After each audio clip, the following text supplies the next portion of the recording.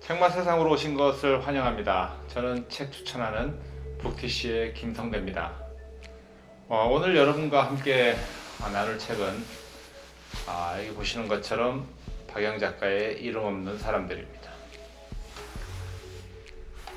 어린 시절에 그 친한 친구 중에 이제 부모님에게 늘 이렇게 개똥이라고 불리는 아이가 있었습니다.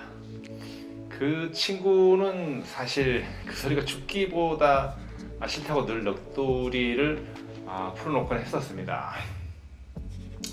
멀리서 그 아이의 부모가 뭐 개똥아 개똥아고 부르면은 그 순간부터 그 친구의 입은 이렇게 입이 한 대발 나오고 또 얼굴은 이렇게 누르락 푸르락 누르락 불구락 하면서 아주 이상하게 변했습니다. 멀쩡한 이름 놔두고 왜 하필 개똥이라고 자신을 부르는지 모르겠다면서 부모님께 막 소리를 막 지르고는 결국엔 도망가 버리곤 했습니다. 고종 황제도 어릴 적에 아명이 개똥이었으니 오래전에 그 어떤 시대의 대다수의 아이들은 모두 개똥이로 불려진 것이 아닌가라는 생각이 듭니다. 그 생각만 하면 괜히 이렇게 웃음이 납니다. 여기서도 개똥 저기서도 개똥 하니까 온통 개똥이밖에 없으니까 당연히 웃음이 나오죠. 아마도 이는 개똥이란 그 이름, 그러니까 그 천한 이름을 불러주면은 저승사자가 안 잡아가기 때문에 무병장수할 수 있다는 어떤 그 믿음 때문에 그랬던 것이 아닌가라는 이야기가 있습니다. 아마 지금 누군가에게 개똥이라고 부르면은 어떤 일이 일어날지 좀 상상하기가 어렵겠습니다. 박영 소설가의 신작 이름 없는 사람들은 이름 없이 살아가는 사람들의 이야기입니다. 아버지의 빛을 떠안은 아이는 빛이 제로가 될 때까지, 그러니까 완전히 없어질 때까지 자신의 이름이 아니라 타인의 이름으로 살아갑니다. 자신을 찾기 위해 노력하지만 자신을 통제하고 있는 그 인물은 자신을 전혀 놓아줄 생각이 없습니다. 돈이 없어서 또 신체를 저당잡히고 돈보다 못한 존재로 전락해버린 사람들의 그 아픈 이야기들이 이렇게 좀 생생하게 펼쳐집니다. 자신도 자유를 찾기 위해 노력하지만은 그렇게 쉽지가 않습니다. 그 박영 소설가의 그 전부터 이렇게 작품 속에서 나오는 글의 이미지는 마치 영화 필름이 이렇게 한 컷 한 컷 이렇게 저에게 각인되듯이 이렇게 굉장히 선명합니다. 그래서 마치 이야기를 이렇게 보는 것이 아니라 한편의 영화를 보는 것 같은 느낌이 듭니다. 문장 하나하나는 그 인화된 그 필름의 사진처럼 굉장히 선명합니다. 그러다 보니까 이렇게 어떤 박영 작가의 이야기를 읽다 보면은 마치 내가 소설 속에 이렇게 빠져들어가는 것 같은 그런 느낌이 듭니다. 때로는 그 소설 안에서 축축하고 습한 기운도 이렇게 저에게 다가오고 또 어떤 때는 숨막히고 답답한 그 긴장감으로 저희 온몸의 세포가 이렇게 막 팽팽해지는 그런 기분을 느낄 때도 있습니다. 제가 오늘 그 이름 없는 사람들을 갖고 온 이유는 이름에 대해서 좀 이야기하고 싶어서입니다. 사실 이름은 그 사람의 그 정체성을 나타낸다고 합니다. 이름은 근본이고 또 이름에 담긴 의미가 오랜 시간이 지나면서 그 사람의 인성이나 또는 인격, 운명을 결정한다고 합니다. 그래서 이름은 존재와 다름없습니다. 그만큼 이름이 중요한 거죠.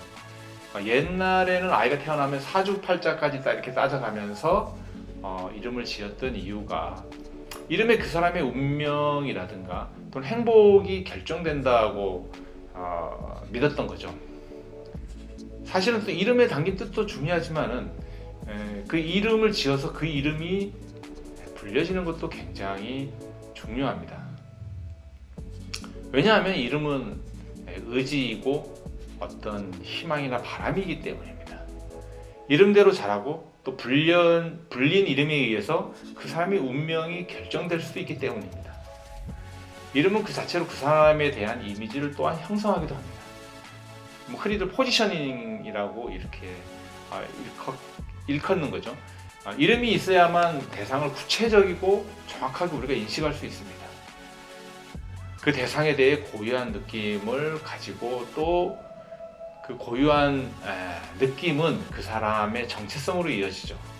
그래서 형태를 가진 모든 대상은 대상 그 자체, 그 모습이 아니라 이름에 의해서 우리의 인식 속에, 기억 속에 의미와 가치를 부여하는 존재로 재탄생하게 됩니다. 기업이나 제품의 이름인 상호나 상표, 브랜드도 마찬가지입니다. 기업들이 어떻게 하면 자신들의 제품의 그런 장점이나 이미지를 좀 더 일반 소비자에게 메시지를 강력하게 전달할 수 있을지를 끊임없이 고민합니다. 브랜드가 가치가 되는 세상이 도래했기 때문입니다. 어릴 적 부모로부터 제가 많이 들었던 말 중에 하나가 호랑이는 죽어서 가죽을 남기고 사람은 죽어서 이름을 남겨야 한다는 말입니다. 뭐 유명해지고 출세하라는 말이겠죠. 새벽 동트기 전부터 일어나서 죽으라고 공부하고 또 동네 그 시절에, 그러니까 죽으라고 공부했던 그 시절에 동네마다 이렇게 플랜카드들이 이렇게 많이 걸려 있었습니다. 마을 입구나 가장 잘 보이는 곳에 가면 항상 플랜카드가 있었습니다. 누구누구 어디 대학교에 입학, 누구누구 어디 시험에 합격, 아무개 어디에 취임. 그러니까 누군가가 이렇게 성공한다는 것은 사실 그 개인뿐만 아니라 그 집안 또는 그 아무개가 자란 동네까지 자랑의 대상이 된 거죠. 자신이 졸업한 학교의 동문이 국회의원이 되고 관공서의 높은 지위에 올라가니까 기업의 CEO가 되는 그런 일이 발생을 하면은 마치 그 동네의 존재도 덩달아 높아진다고 생각했던 거죠. 지금도 이런 잔재가 계속 남아서 혈연이라든가 지연 또는 학연이 우선시되는 그런 상황이 현재도 지속되고 있는 거죠. 출세하지 못하고 이름을 남기지 못한 사람들은 상대적으로 좌절감과 박탈감을 느낄 수밖에 없습니다. 그러다 보니까 거기에 기대어서 보상받든가 아니면 죽어라고 유명해지기 위해서 모든 것상과 방법을 통해서 살아가야만 합니다. 내가 밟히지 않으려면 남을 밟아야 하는 그런 현상도 발생할 수가 있는 거죠. 대우를 받으려고 우리가 높은 사람들의 이렇게 사무실에 가면은 그 높은 분들의 사무실은 이상하게도 좀 그 건물의 가장 높은 곳에 위치해 있는 경우가 많습니다. 호텔의 스위트룸도 가장 높은 층에 위치한 것이 대부분이죠. 이런 현상은 아파트의 높은 층들이 부동산 가치가 다른 층에 비해서 상대적으로 더 높게 형성되는 이유하고도 좀 비슷하다고 봅니다. 예전에 저도 산에 올라가면 반드시 정상을 밟아야 직성이 풀렸는데요. 왜 그럴까 가만히 생각을 해보니까 높은 곳에 이렇게 올라가면은 사실 밑에를 내려다 볼 수 있잖아요. 내려다 본다는 것은 어떤 일종의 우월감을 느끼는 행위라고 생각을 합니다. 이름을 남기지 못하고 만약에 죽는다. 그러면 마치 삶을 제대로 살지 못했다는 그런 생각이 드는 거죠. 성공하지 못한 삶을 살았다는 후회감이 계속 밀려드니까 자꾸 어떻게 하든지 간에 높은 곳으로 자꾸 이렇게 올라가는 그런 행동들을 하게 되는 거죠. 이름 없이 살아간다는 것은 존재가 없으니까 당연히 자유가 있을 리가 없겠죠. 그러니까 이름이 없다는 말에는 존재 그 자체로 불리어질 수 없다는 뜻입니다. 존재 가치를 부여받지 못한 이들은 자신을 어떻게 특정화하거나 규정화할 수 없기 때문에 뭐 성격이랄 것도 이렇게 없습니다. 타인과의 관계에서 주체가 되지 못합니다. 우리가 어떤 그 자신의 존재는 자신 스스로가 나는 존재감이 있다 이렇게 결정되는 게 아니라 타인과의 관계에서 결정되는 경우가 대부분이죠. 그래서 타인과의 관계에서 내가 주체가 되지 못하거나 타인이 나를 주체로 인정하지 않으면은 저는 없는 거나 마찬가지죠. 온전한 나로 거듭나기 위해서는 나를 올가매는 어떤 속박이 없는 그 아주 스스로의 자유가 이제 프리한 상태가 돼야 되고 또 스스로를 인지하는 걸 넘어서 타인들 관계 속에서도 타인들이 그걸 인정을 해줘야 됩니다. 그래야지만 자유롭습니다. 박영 작가의 이름 없는 사람들에게도 빛에 갇힌, 그러니까 빛을 가지고 있는 사람들은 자유롭지 못합니다. 늘 숨어 지내야 되고 끊임없이 도망 다녀야 합니다. 양지에 나오지 못하고 음지에서 생활해야 합니다. 오직 죽는 순간, 바로 그 순간에만 자유로워질 수 있습니다.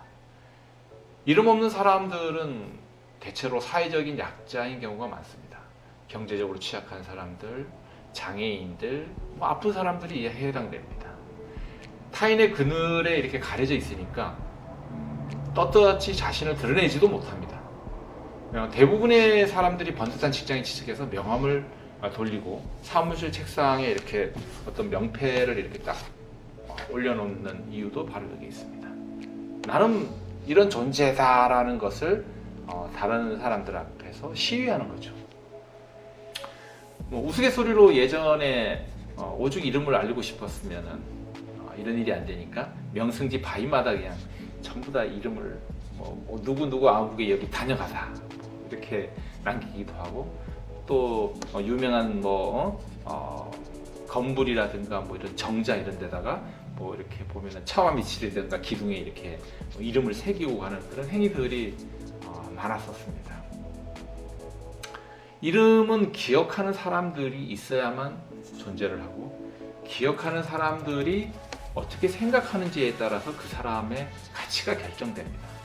김춘수 시인의 꽃이라는 시를 잠시 살펴보면은 이런 구절이 나옵니다. 내가 그의 이름을 불러주기 전에는 그는 다만 하나의 몸짓에 지나지 않았다. 내가 그의 이름을 불러주었을 때 그는 나에게로 와서 꽃이 되었다. 좋은 시죠? 예. 결국엔 이름을 부른다는 의미는 서로의 존재를 인정하고 확인하는 마음의 소통의 행위입니다. 하나의 온전한 존재가 된다는 것은 그래서 굉장히 중요합니다. 온전한 존재가 될 때에만 관계가 시작될 수 있기 때문입니다. 직장에서는 직책으로 또 집에서는 누구의 엄마, 아빠라고 불리는 것에 익숙한 우리들은 자신만의 이름으로 불려지는 것에 대해서 굉장히 낯설게 생각을 합니다. 이제 좀 지위와 직책보다는 고유한 자신만의 존재로 인정받고 존중받는 것이 더 멋지지 않을까요? 저 같은 경우에는 타인이 제 이름을 이렇게 기억해주고 불러준다면 굉장히 행복할 것 같습니다.